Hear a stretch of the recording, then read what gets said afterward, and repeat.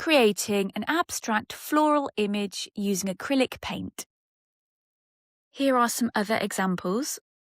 These are incredibly quick and easy to make, and I use the technique of negative space painting.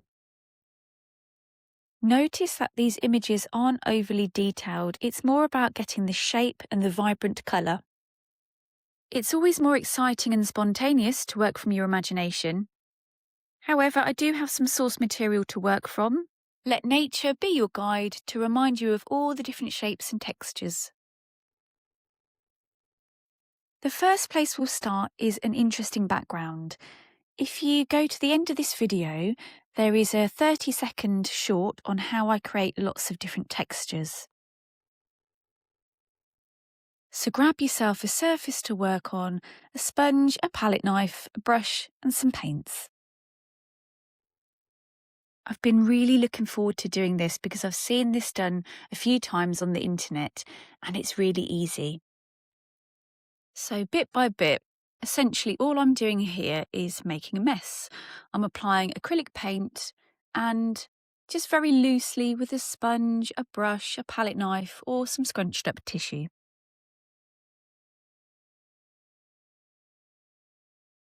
So whilst I am making an abstract mess, I suppose in many ways it's still a little bit considered because I'm mainly sticking to a warm colour palette, certainly for the flowers. For me, it's a real pleasure to work so loosely and so freely because you never really truly know what the end result is going to be like. I'm mainly using the Impasto technique today and enjoying applying that acrylic really thick.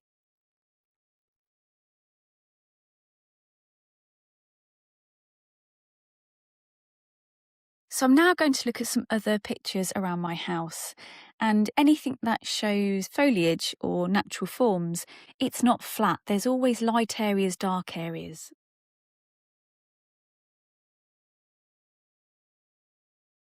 So even though we are working very loose, very abstract, it's still a good idea to think of tone. And so where we might have a patch of green or a dash of pink, you might want to think about adding a lighter pink or a darker pink just to set off that area and just make it look a little bit more interesting. Our painting will come together quite quickly, and I'm constantly referring to the images that I found or working from real life. And of course, one of the main benefits of using acrylic paint is that it dries very quickly, so you can really enjoy building those layers. So the next step is to let your work go completely bone dry. And now I just use my finger for this. We're just going to plot in very roughly a table and some kind of vase. And now for the most exciting part, painting in the negative space. So just to illustrate exactly what that is, here I have a full positive shape. So inside this shape is positive space. And then all the way around the outer edge is classed as negative space. And this is the most exciting part of all. You're basically editing out some of that background and you're chopping into the background and painting the negative space. There are areas that you might enjoy and think, well, actually, I don't want to paint over that. But trust me, the more brave you can be in terms of editing out that background, taking away what you've done already, painting over it, your work will look more realistic.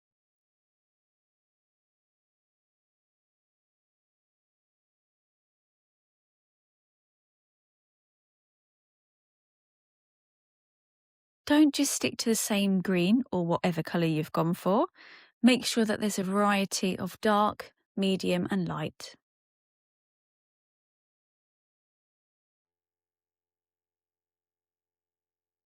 Even though this is quite an abstract way of working, whatever colour you've worked with in the background, make sure you dot some on amongst your bunch of flowers.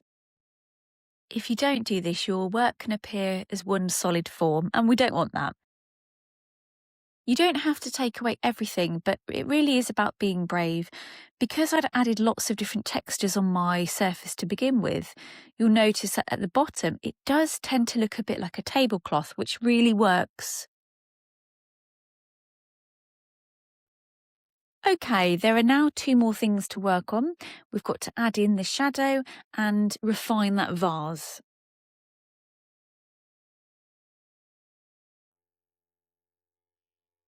When painting a new vase, I would water down some of the acrylic just to let it flow a little bit better. Notice that I'm not painting it in as one solid colour, and I've kept some of those other colours remaining on the vase, and this is to give the impression that it's a shiny surface, so that you would get some of the tablecloth colours and colours from around the room reflecting back into that shiny surface. Let's just talk about colour for a moment. So how do I know to use a greenish turquoisey background? Well, the majority of my painting is warm pinks and reds and oranges. And generally speaking, the opposite to red is green. Even though I've used other types of reds and pinks, I'll be using other types of greens and blues. Why use opposite colours? Well, it just means that they stand out even more. Okay, so the very last part of our painting really is to add in a highlight to the vase and just last minute final touches really. Just enjoy the process. Hold your work up far away from yourself and just look, where have you lost any vibrancy of colour? And if that has happened, you can always refine your work right at the end. Give it a go.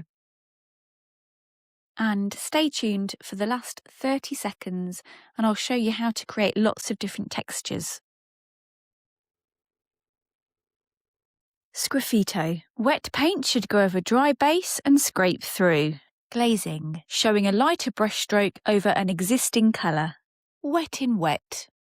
Dry brush effect. Overlay. Impasto. This is applying the paint in a really thick manner. Splattering and scumbling. Semi-opaque paint layered over a dry surface.